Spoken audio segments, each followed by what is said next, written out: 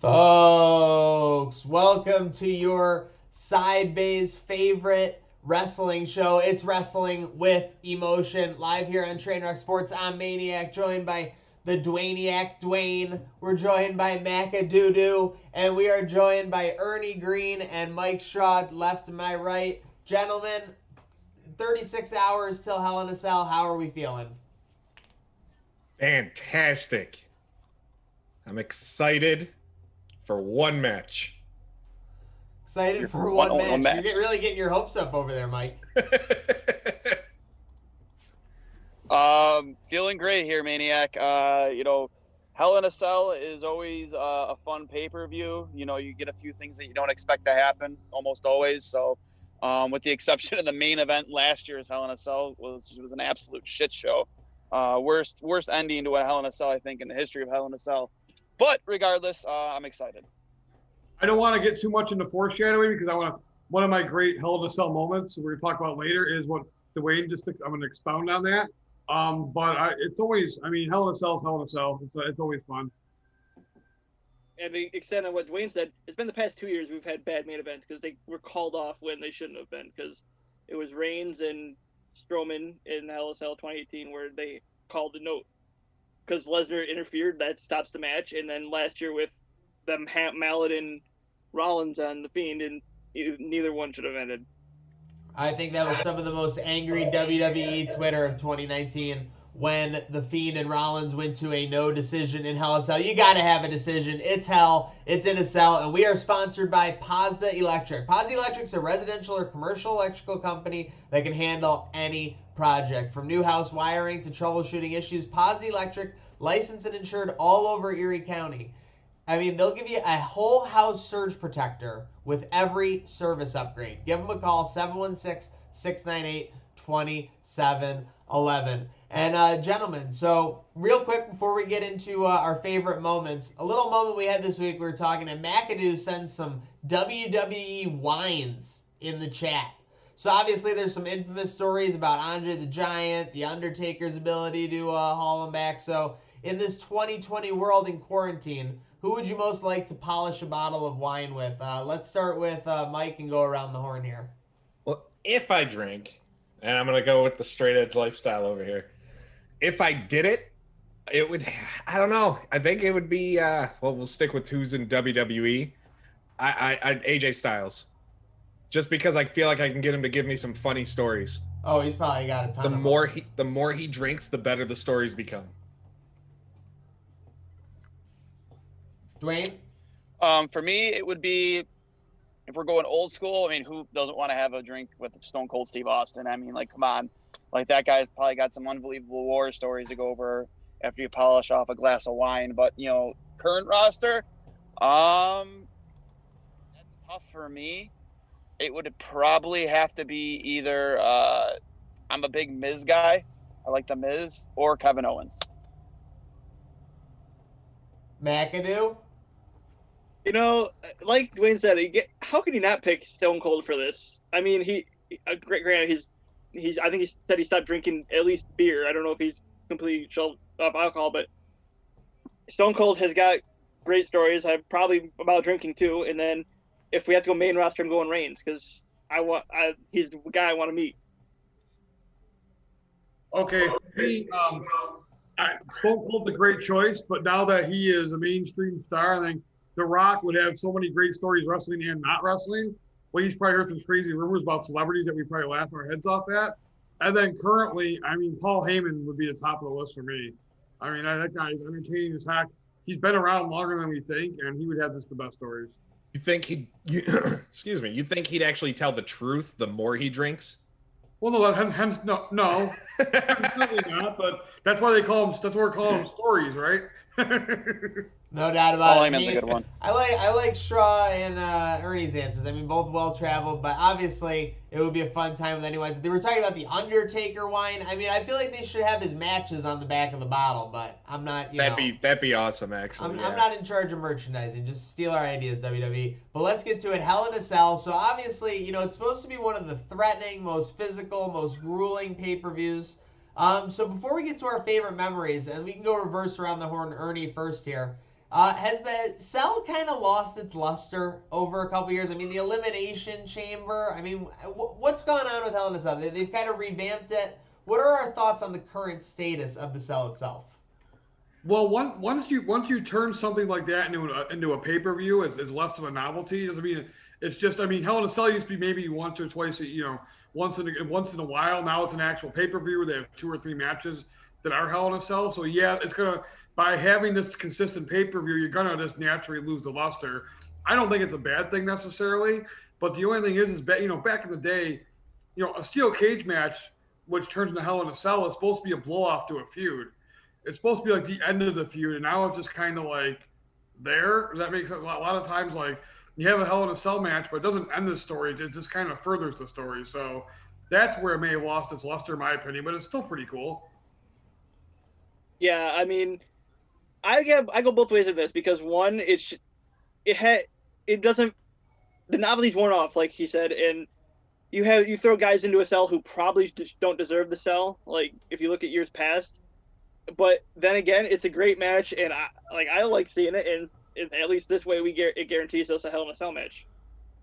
Here's my thing, just to chime in as we go around the horn with Dwayne next here, is when you were having a Hell in a Cell match in the late 90s or 2000s, when you came out to Raw or the next show you were on, you were done. You weren't wrestling the next night. They would write in that, you need at least a couple nights off or whatever. Now I feel like when people are in a Hell in a Cell match, they're in a 6-man tag the next night. So obviously we talk about, the barbed wire and the stuff at the cell, but also that factor as well. Dwayne, any thoughts on you boys in that Hell in a Cell?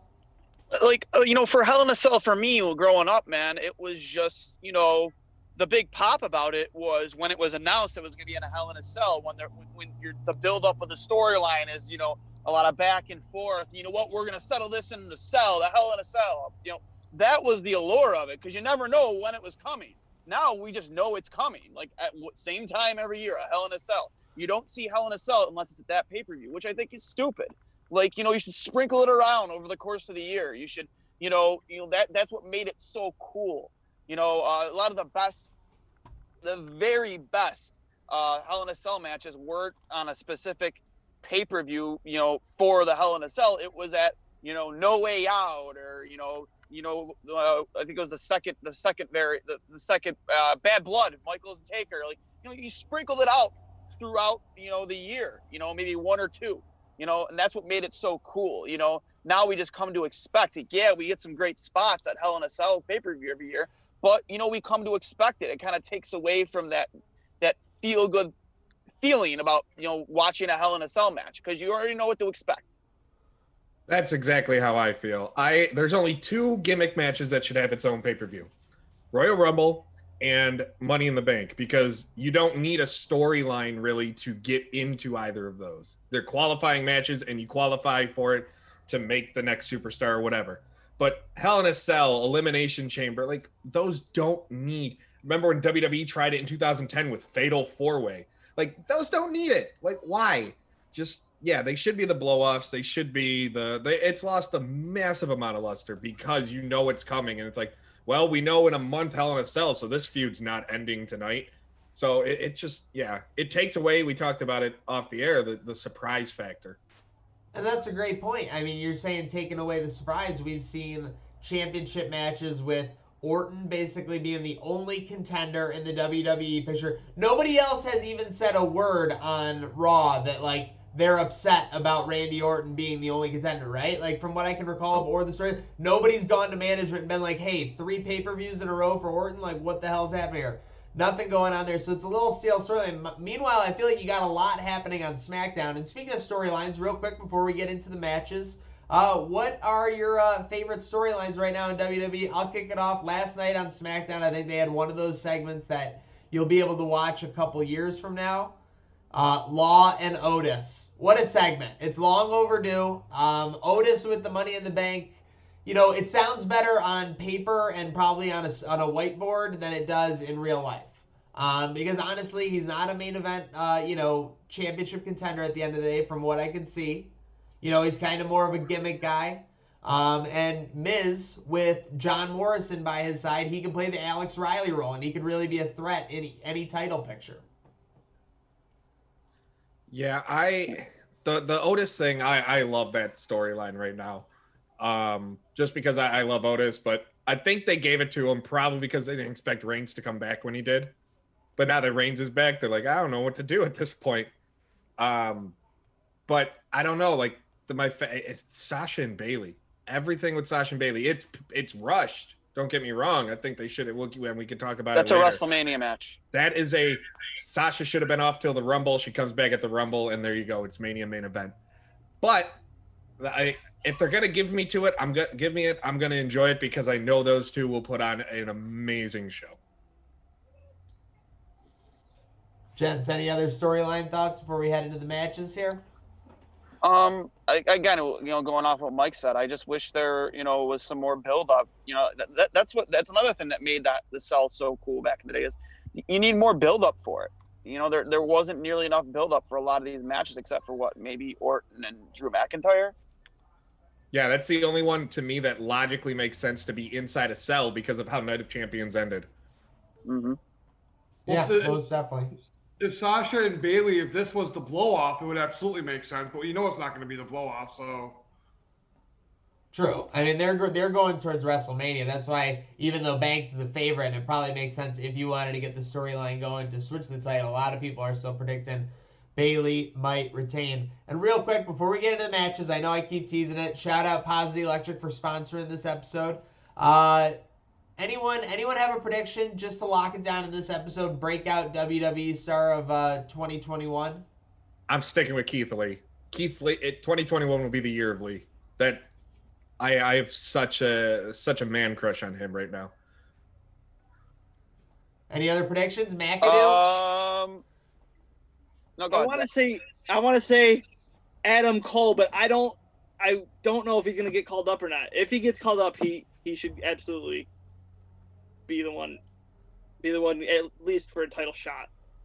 Adam Cole is definitely a good answer, but I just think with just the ratings war with NXT and AEW right now, I think that's where Cole is kind of forced to stay at the moment.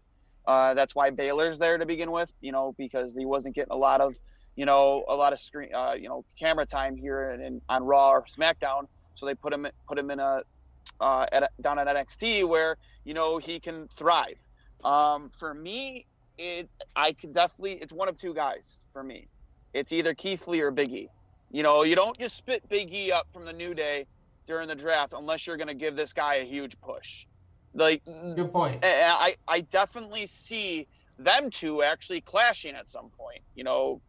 At some point over the next year for sure. I mean, are they on the same brand? I don't know. Or not? No, but they could do it. Remember, you could do it. WrestleMania would be like an interpromotional match. That's what I would love to see come back. I would love to see those those big mammoths going at it. Oh, that'd be a phenomenal. They're both on SmackDown, aren't they? No, Lee's on Raw. Oh, I thought you said Big E. My bad. Yeah, Big E. Yeah, Big E. Like I said, you don't separate him from the New Day. Just a gimmick. A coalition that's lasted as long as they've had and still get the same pop every single time when there is a crowd. You don't split those three up unless you're really gonna push Big E hard, which I think what they're getting ready to do. Yeah, I agree. Keith Lee, in my opinion, is the right choice, but unfortunately, WWE is WWE. WWE stands for We Waste Everyone. So that is the right choice, but who knows if they're actually going to make it? I mean, yeah. No doubt about it. So speaking of matches, before we get into our predictions for the matches themselves, we have a lightning round trivia courtesy of Pazda Electric. Folks, remember, Pazda Electric will be giving away a whole house surge protector with every service upgrade if the customer mentions Trainwreck Sports or says this train never stops. 716-698-2711 for Pazda Electric. I'll leave this up to the whole crew here, and I know Ernie's getting ready to go here with the trivia. There are 3 wrestlers who are 2-0 in Hell in a Cell. Who are they? 3 wrestlers. The only hint I'll give is that tag team matches qualify in this record. Oh. 2-0. Since its debut in 1997, there's been 40 plus Hell in a Cell matches. The longest one was said there's 2004. three, right? What? We said there's 3. Yep, there's 3 Shawn wrestlers. Michaels is 1. Yeah, Shawn Michaels with No, Michaels lost himself. Yeah, he Shawn lost to Michaels Triple H. lost Oh, in a Triple H. cell, folks. And he lost to Taker. Yep. Or Batista, he lost. Yeah, he lost to. Triple H Yeah, lost Michaels to had a Batista. ton. Undertaker had a ton of matches in the cell. Brock Lesnar has to be one, right? Beating the Undertaker twice. Lesnar is correct. Orton. I'm trying. Oh, Batista. Batista's Orton lost one. to Batista is correct. Batista beat 2 out of 3. 2 out of 3. Now this last one is a little tricky. It's not a face we're used to seeing, I'd imagine. I'll give you a hint that he is on the present roster.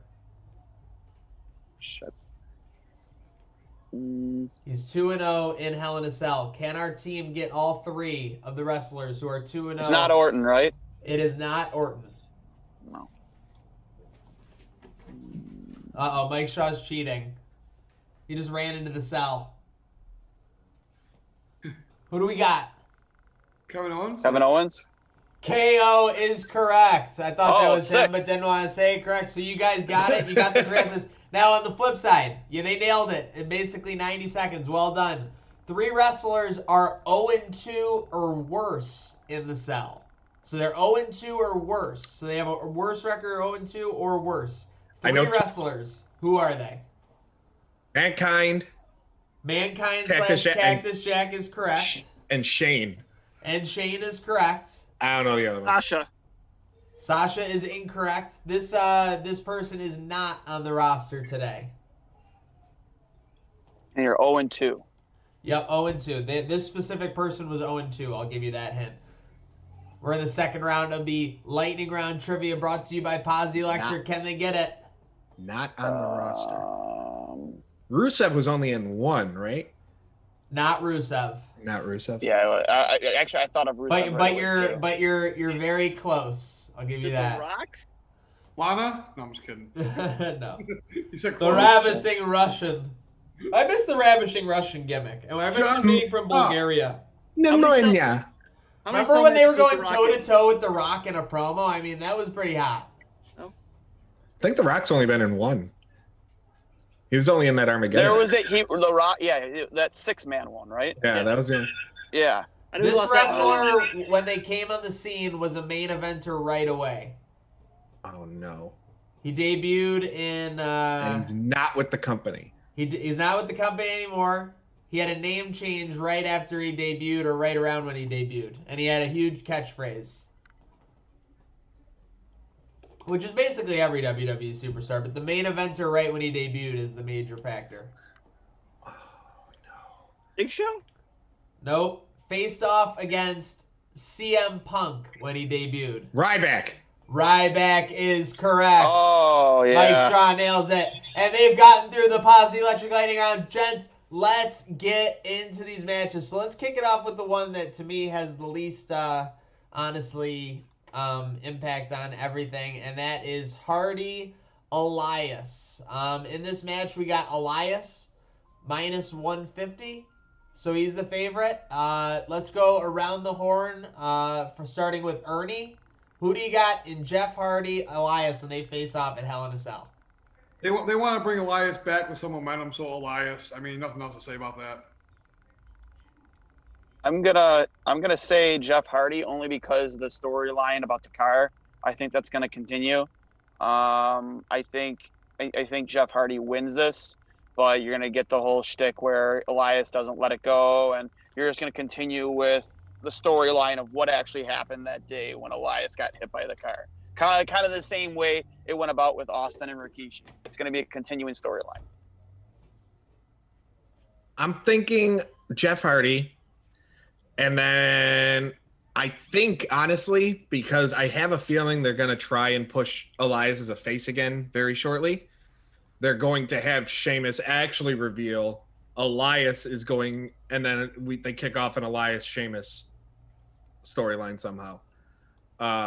That's kind of where I see going, but I don't know. I feel like they got something planned for Jeff Hardy too. So I'm going to go with Jeff. You know, last night I was going going over who I was going to pick today. I actually wrote down Elias, but I'm switching Hardy because I don't think this is a one-off anymore.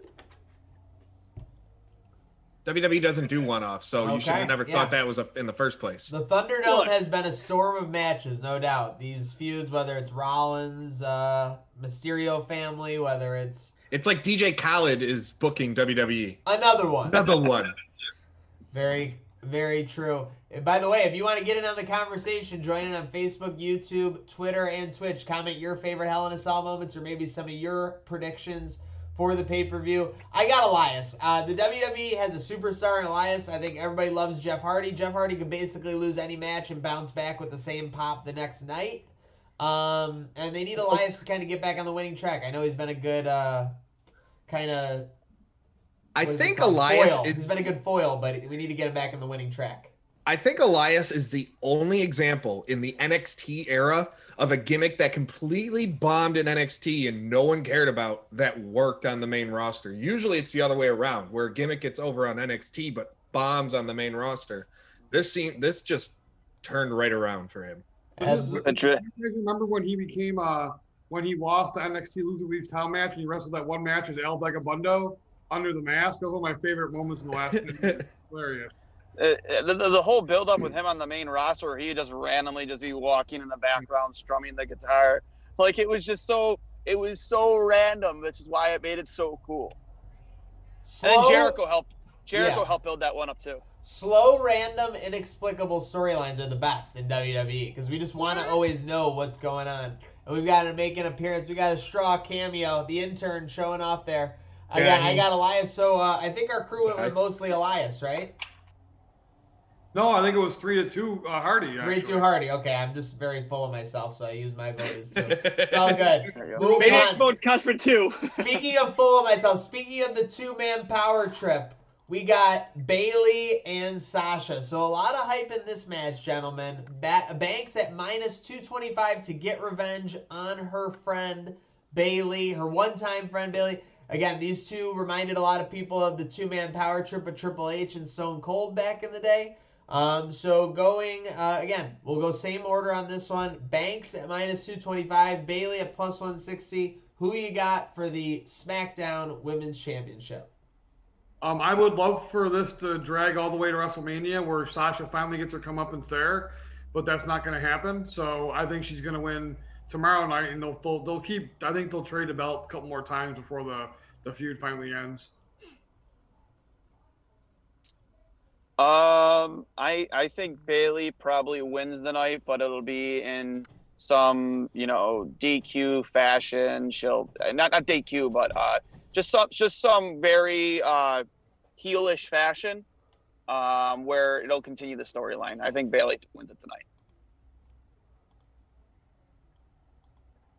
Okay. In the meantime of being interrupted by a 2-year-old, I like I said, I wanted to go to Mania, but I don't think it does go to Mania. I think, I'm thinking Sasha wins it here, and then they blow it off at the Rumble because that's what WWE does. But yeah, I'm gonna go with Sasha. 1, because she's my queen, and 2, but I mean, I wouldn't mind seeing Bayley win. I'm really torn with this, man. Like, I just keep trying to convince myself to go both ways, and I can't. I think they're gonna want to keep that streak that Bayley has going alive too. That's another reason why I picked Bayley. Yeah, I'd love to see her hold the belt to Mania. I want to see her have that record. Couldn't have said it better myself. You sound like a lot of WWE fans on Twitter. Shout out to the universe. McAdoo, what do we got going on? Well, following what you just said, making fun of some of the fan base here, but I wrote down Banks. I think Sasha, it's her time finally. Hopefully they don't screw her over. Bayley needs to drop it. A lot of fans are tired of seeing Bayley. I've heard a couple of my friends say that they might cancel their subscription if Bayley wins. And I'm hoping, like Mike said, they get a WrestleMania match. No doubt. I think that a WrestleMania build is eventual for this crew. I think the Banks could win it, but I wouldn't be surprised to see some kind of crazy, like, they both knock each other out or something, and the ref has to like call the match or something. Some kind of gimmick to keep it going and keep the belt on Bayley, because I think they like the vibe with her as the champion, and eventually getting this moment at a WrestleMania after, say, Banks wins the Royal Rumble, I think would be a truly ultimate payoff for this storyline. So now we're on the second half of matches. WWE Hell in a Cell 2020, and coming up we got the battle for the Tribal Chief. I mean, my goodness, what a promo this past week on SmackDown. They get the fake out they pulled the Jimmy J fake out on Reigns with the mask. Yep. It's all pertinent. SmackDown with great storylines. But unfortunately, just like last pay-per-view, we got Reigns at minus 2,800. We got Jey Uso at 9-1. So this is the chance. There's two questions. One, how long does this match go? Do they have like Jimmy J interference, and does it not get DQ'd even though the Strowman Reigns Lesnar interference got DQ'd to end the match? How long does it last, and does Jay have any chance, I guess, is the question in this one. No. He's got no chance, but what I think this storyline has done is proven that he could be a singles guy. Mm-hmm. And that's really when they announced that was the whole point. Exactly. It was never to beat Roman. It was to see if he can go solo. Because WWE has a history of when a tag team, one of them gets hurt, they just forget about the whole everybody. So seeing that they can do this with Jay makes me hopeful that maybe sometime next year or in 2022 or whatever, he gets that solid run, maybe not as a main eventer, but definitely like a mid-card intercontinental type of run. And I think that's what this feud has really done. Like, it's done far more for Jay, even in defeat, than it will ever do for Roman. They saw how well it took off for Kofi when Kofi Mania, when Kofi won the title. They saw how well that worked. I mean, granted, like you said, it's probably not going to be to that extent where he'll be a main eventer, but I could definitely see him being a guy who's going to consistently challenge for the IC title or US title. No doubt. I think this was a good debut feud for Reigns as the Universal title. It would be kind of unfortunate for the roster if he just went to like squashing one of the top guys right away. And instead, again, I think this goes back to everything. You know, SmackDown has a lot of good storylines going right now. I know that it's a little bit tougher to make 3 hours of wrestling, but I don't get why that means there has to be so many more watered down storylines on Raw and everything. And I get it. Nobody complains more about, wrestling than wrestling fans. That's just a fact. But very interesting to see. Of course, I think Reigns wins. I think there will be some kind of brutal beatdown. He'll be forced to kind of become the full bad guy, I guess, if he hasn't completely already embraced that. But this is a good way to get him on that turn. This is the Reigns everybody needed. But, I mean, I still don't like him. But this is the Reigns they should have pulled the trigger on 2 years ago. Yeah, how do they have this guy under their nose and they're like, nope, we're going to put him in comedy skits? This is the same company that thought Stone Cold was the ringmaster, so. Hey, they found it. He ended up being who he is. Yeah, but he was that guy before he got to WWE. Yeah, it was. Thank God that Triple H did the curtain call Winston, or else he'd still be feuding with Savio Vega, the ringmaster. So, all I can say about that. Yeah, right. No doubt about it. Shout out to everybody tuning in: Facebook, YouTube, Twitter, Twitch. I know we're winding down here, so we got 2 more storylines to go. We got Orton. Well, actually, no. Before we get to that feud, we got to go to Miz and Otis. Finally, I'll start this off, and then we can go reverse around the horn. McAdoo starting us off. I think that finally we get the Money in the Bank and as someone who could actually cash it in. I haven't believed that Otis could cash it in at any moment during his reign here. And yeah, I think Morrison can be the perfect Alex Riley foil to Miz's championship aspirations, for sure. Yeah, I got to disagree with you in this one. It's been, 5 months since Otis won the Money in the Bank, and now they finally pull the trigger on him being a singles competitor. You don't separate him and Tucker if you don't believe that he's a singles competitor. So I think that Otis wins here, and eventually I pray that they don't waste him. That's all I'm gonna say. I want Otis to win, but I don't know. I just see Miz. I've been a big Miz person, like Dwayne said. Like, I love The Miz too. Love the Miz. And the fact that we are a month away from the 10-year anniversary of him winning the WWE title, 10 years already. I don't know. I want to see him have one more run with the WWE title, and him being on Raw is the perfect opportunity to do that. Cue the angry Miz girl face. Dude, she that's Ronda Rousey. She came back. I'm also on that same boat. I would love to see Otis win. I'm a big Miz guy. I think Otis does have the potential to be a decent singles competitor, and they could do something funny, gimmicky for him to cash it in. But like you said, man, it's been a long time since Miz has held the belt. There's nobody, honestly, in this company that's better, at least on a microphone and building a match than the Miz. Facts. We all remember that mixed tag match with Maurice and him against Cena and Nikki Bella, and just all the build. 99% of the greatness of that match and the build was because of what Miz did. The John Cena's house stuff and everything he did. And then how he took that. How he took the fall in that match just so Cena could propose to Nikki Bella. But the whole build-up of that match was so great because of The Miz, which is why I think The Miz does win here. Because you're going into WrestleMania season, you're going to want a guy who can build, could possibly go win the belt and then build up a good storyline. So I'm going to say The Miz. I agree with The Miz. I mean, everyone loves Otis. Every single person loves Otis. And, Miz is that POS that you hate. And everybody will hate the fact that he screws Otis out of Money in the Bank. So it's a really, really good storyline, and it's really, really good business also. So I'm going to go to Miz. And it gets it off the brand that Roman Reigns is on, because this is massive foreshadowing. Big E's going to be the one to take it off Reigns. Wow. I agree. That's where I'm going. Sick. That's where I'm going with this whole thing. Get out of here, McAdoo, you Reigns homer. McAdoo is like, dun dun dun. But so Big E's going to be the one. So you get the Money in the Bank off the show that he's on, and it makes it more of a possibility that it's successful cash in. Yeah, it's not believable that anybody's beating Roman Reigns right now, so why have it on SmackDown? Yep. Agreed. Out of all, I get some people walk in with their face or designs, but why does Roman Reigns enter under a huge Roman Reigns used car parking sales lot thing? It's very weird. It's a tribal thing. You wouldn't understand. Okay, it's tribal chief thing. I got you. Tribal chief talk. All right, and we are at our main event. Shout out everybody tuning in. We have, technically main event. There could be 3 matches that could be the main event of this show, or 4 even, honestly. But we have Orton McIntyre Part 3.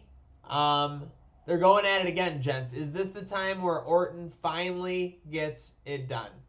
I hope not. I thought it was going to happen at SummerSlam, and when it didn't, it shouldn't happen at all. McIntyre should end it, send Orton off. It needs to be done here. And then you have another challenger like Braun. If they're going to make Braun this big heel, he can come after McIntyre, and McIntyre can take him out. Just let McIntyre run. At this point, he's handled during being champion in this COVID era as best as anybody possibly could. So just let him have it. I'm going to respectfully disagree with Mike. Ooh, a respectful disagree. We got McIntyre at minus 200. Okay, I'm a big McIntyre guy. I think McIntyre should win, but we all do know that Orton just did sign a new deal with WWE. I think this whole idea of him essentially eventually holding the belt probably played into that. And I think it just continues a good storyline, because this has been a good storyline. They've been good matches. The ambulance match was good. Had a lot of gimmicks to it. So I believe that, and again, he is chasing, and Ric Flair brought it up himself. He is chasing Flair's record along with Cena. So I could definitely see Orton winning this match and being one step closer to that record. McAdoo? I've gone back and forth a lot of times in this match. The previous 2 times, I remember saying McIntyre's going to win, and the last time I was like, it's going to be it could have gone either way. This time I'm going Orton. I can't see them going a third time with Orton after McIntyre needing help last time. Orton is going to take it, and I think somewhere down the line, Edge screws him out of the title, and that's what refuels the feud. Yeah, I hope to God that they don't make that a title feud. Edge return should screw Orton out of the belt, but it should not be like the Lesnar Cain Velasquez thing. It doesn't need a belt. No. Agreed. And Mike, I agree with everything you said, which is why I think Orton's going to win, because everything you said made perfect sense. So, and this is WWE, so I think this is really a good opportunity for them to establish Drew as like, he's our champion, but I just think Orton's going to win for what Zach said. And I don't like it, but that's just my prediction. So, since I don't think we've gotten to it, I mean, I think it's fair to say that, like all Hell in a Cell matches, every single one will be disappointing. Because there's not been one good Hell in a Cell match from a match standpoint in the history of the match. But what if McIntyre wins and we're really glad that you're our friends and this is a friendship that will never ever end. I never want him near the belt again. Ever. You know you're getting the Fiend hit tomorrow night. You know the Fiend is. I think there's two post-match options. I think. Sorry, Dwayne. I didn't mean to cut you off, and I know we're wrapping up here. You're fine. I think Orton wins and Edge spears him after a full celebration, or McIntyre wins and he gets fiended. I think that. See, I think they're pushing the Fiend as like a tweener babyface type of thing. I don't think he's going to go after McIntyre. I could actually see him going after Orton. If that were the case, I'm not sure. I think he'd go after Orton more than he go after McIntyre, and that could be the angle where they wrestle and then Edge screws him out of the belt. I mean, that's just a thought. Okay. Any parting thoughts before we sign off here, gentlemen? We made our picks. We locked it in. It's time for Hell in a Cell. Well, are we going to go over really quickly our favorite Hell in a Cell moments? We can do that quick, right? Oh yeah, of course. Let's do it to sign off. Let's go around the horn. Oh, actually, I'll lead it off. I'll lead off on this one so nobody can take mine. I am going to go back to 2000 Armageddon when Rikishi gets pushed off the cell by Undertaker and lands in a big bale of hay. I think that was the most extreme moment in WWE history, and it was a great match. I mean, you look at the star power of that match. Kurt Angle, Undertaker, Stone Cold, The Rock, Triple H. I mean, that's your Attitude Era, basically. And then Rikishi. Yeah, and then Rikishi. He did it for the paycheck. Austin hit Triple H. I remember that Austin hit Triple H with the swinging crane camera right in the face. Yes. Yeah, I remember that. For me, this one was tough. Two of them really stand out to me. No Way Out 2000 Cactus Jack Triple H, unbelievable match. But Mick Foley with the barbed wire 2x4. It was on fire at one point. He goes to the top of the cage, caves in the mat. Everything about that match was absolutely amazing. You can't go wrong there. I mean, it was tough. I would say SummerSlam 2008, Edge and Taker. Edge amazing match. Taker through. Oh yeah, it was unbelievable. He speared him through the side of the cell, and then I'm pretty sure it ended with a choke slam through two tables off the top rope, on the side of the ring. I remember watching that vividly. I remember that just watching Edge's body like break in half during that match. It was insane. And just, the way it ended too. Honorable mention. Bad Blood 97, the debut of Kane. That's gotta be Kane. Yeah, I'm on the fence. Like, I'm a firm believer that there has never been a really good Hell in a Cell match. They've been okay, but they've never been anything that has me going, wow, I'm going to talk about this match forever. And come on, Mankind Taker off the top of the cell. That wasn't a good match. That was a good moment. It was not a good match. There were that a match lot of was good awful. moments in that match. That match must have been weird to be in the show for, because literally Mankind is just like off the cell. And God bless Jim Ross, just doesn't say anything except, by God, that killed him. Yeah. Yeah, I don't know. Like, I never got the appeal of them. Okay, I got the appeal of the match, but I've never found them to be great matches. I find it's nothing out of it's just guys in a cage type of thing that has me excited or anything like that. I'd rather see a traditional steel cage. Who goes next? Zach, you next? Go ahead.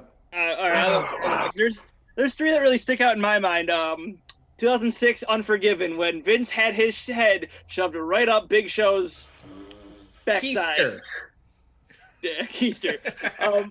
But how can you? I mean, I'm a big DX fan, so I love that, like, that stupidity stuff. But and then 2016 WrestleMania, when they don't even do 32. I think that's what it is. Shane jumping off the cell. Fun fact: my internet went out just when he was about to jump. I was pissed. I remember. So my wife and I, we went. That was our first WrestleMania we went to, and watching that, like, I'm sitting there. You don't realize how high that is unless you're like. So we just splurged for it, and we're right on the floor, like 8 rows back, and you don't realize how high that is until you're looking straight up, and you're like, oh yeah. He's gonna die. Like, legitimately thought, you slip or you overshoot by an inch, he's dead. Yeah, I think it's like 40. They changed it. Like, isn't it like 40 feet now up high? Yeah, it's huge. I still think the worst sell was that Armageddon 05 one, where Orton. Yeah, where Orton jumped off the top rope and hit his head on the top of the cell because it was so short because That's of the probably arena why they changed it. Well, no, they had to do that because of the arena they were in. Oh, but then 2018 Hell in a Cell. What just happened? Oh, Dwayne had to go. Yep. But 2018 Hell in a Cell, when Jeff Hardy's sitting there dangling from the thing and comes through a table. I was like, holy. But that did have a cringe moment to me when Orton put the screwdriver through his ear. Yeah, stop! No, because they did it again. They need to stop putting. They need to stop putting stuff in his ear. Not do it every time. It's such a great cringe. No, screw you! Well, Mike, I was also at WrestleMania in Dallas, and I will, when we get off here, I have a video of Shane off. I was in the 200 level, like, center, and I have video of Shane jumping off the cage, and I'll actually post that. I'll actually put that on Twitter in the thread that Zach started for the show, so everybody can see that. My two favorite ones, like, I'm not a giant Hell in a Cell person myself. Number one for me was Kane's debut. That was really, really cool. A really cool moment. Like I said, if Undertaker and Shawn Michaels, I'm kind of with you, Mike. Like, there's good moments, but there's not good matches. Like, if Undertaker and Shawn Michaels can't have a great match in Hell in a Cell, nobody can. You know what I'm saying? So I agree. I kind of agree with you on that. Great moments, not great matches. Number two was kind of a wild card. Last year, I didn't watch it live, but they had that watch along. And when X-Pac went completely off about the disqualification finish, that was one of my favorite things in wrestling. And they had that guy, like that little twerpy guy who was trying to stop him from going off. And he's playing the company, like, kiss ass line. They're the guy who, like, hosts the show. We don't know if this place Probably Sam Roberts. Like, you're never going to invite me back, but this is the biggest bunch of BS I've ever seen in my entire life. The one guy is trying to cover for it because he's a kiss ass. It just made for hilarious TV for me. I love that moment. Yeah, it's probably Sam Roberts. He kisses WWE's ass so much. It wasn't Sam Roberts. Someone has to toe the company line. Someone has to be pulling the Mike Myers role while Kanye West is going off, you know? Yeah. Oh, yeah. That was hilarious. That cop was right and he was fired up. 1,000% right. He was saying exactly. I mean, I love when I see what the internet is saying on WWE programming because they so often water it down and give you the message they want. Especially, I mean, Michael Cole is a all-time, announcer, but he is a WWE machine when it comes to the promos, the buzzwords. Like, how many times was Lars Sullivan called a freak? I'm glad we didn't bring him up today. 22 times in a 7-minute segment. That's unreal. I love that people research that. That's the best. Well, yeah. I mean, it goes crazy. It's like, it's boss time, all that stuff. But hey, we love it, and that's why we're going to be watching with great anticipation WWE Hell in a Cell. I have a feeling, gentlemen, let's go around the horn. McAdoo, Straw, and Ernie real quick. By the way, again, follow these guys at their Twitters. You got ZT McAdoo to my left here on your screen. You got Mike Straw Media diagonal for me, and you got Real Ernie Green here below me. Gentlemen, I think that, we were talking about how the storylines have kind of all been the same. You have Orton, McIntyre, you've had the Usos, versus the Tribal Chief. I think that we're finally at a corner where going into Survivor Series and then obviously Royal Rumble and eventually Mania season, we're going to get some more fresh storylines across the board, which I'm excited about. Yeah, but except Survivor Series is going to be bragging rights again because WWE doesn't know how to do Survivor Series anymore. See, I loved the old Survivor Series bragging rights, like 04, 05, 06. Those were so much fun. But they also had the draft earlier in the year, so it made more sense rather than have that a month after people switch shows. But yeah, I hope this is the blow off for Orton, McIntyre, and Uso and Reigns, and it won't be for Sasha and Bailey, but I hope so too. Before when he goes, is that building towards The Rock at WrestleMania, by the way? I would love it. I don't think Rock's insurance will allow it, and his agent will allow it. Yeah, they were saying there's no way. I would love it. He's bringing in. Yeah, if you want to get Reigns as your top heel, you have him come in and obliterate The Rock in 2 minutes. There's. The only oh my God! Can you imagine if The Rock spits in his hand, throws the punch, and Reigns just no-sells it? That's what would need to happen. Like, oh my People's God. elbow, no-sell. The moment People's elbow, he just gets up and then spears, done. Yeah, that would be incredible. Yeah, I everything that you guys said was great. I have nothing to add other than I love the Survivor Series team in 06 of DX, Punk, and the Hardy Boys. I love when they co-mix like Raw, SmackDown, and ECW on that one. So that was pretty cool when they instead of having like bragging rights, they mixed teams, through different shows. That was kind of cool. Last year, I don't know. I still love how they ended up saving that situation after the Saudi debacle for last year's Survivor Series and getting NXT involved. It made it a much more enjoyable Survivor Series last year. The show and the build up to that, there was a SmackDown in Buffalo. It was an awesome show. Yeah. We had Bryan, versus Adam Cole us for the NXT title. Oh, dude, you know what's funny? A really quick funny story. So I was covering the Canelo Kovalev thing, and I have a lot of friends who are boxing writers who are also big wrestling fans. And we were hearing what happened that night, how NXT was there, and we were all beside ourselves. Like the one SmackDown of the year and SmackDown was kind of bad then. So the one SmackDown that was actually entertaining, we're all not there. The whole media room was like beside ourselves, angry in Vegas that was going on at the moment. Yeah, one of my friends and I were like, yeah, we're not going because they're coming off of Saudi. It's gonna be a bad show, and then that happens. Like, we really screwed up. Yeah, we got our tickets the morning of. We got center section 8 or like 9-10 rows up in like section 117 for like $20 a piece because everybody was trying to dump their tickets because of the Saudi thing.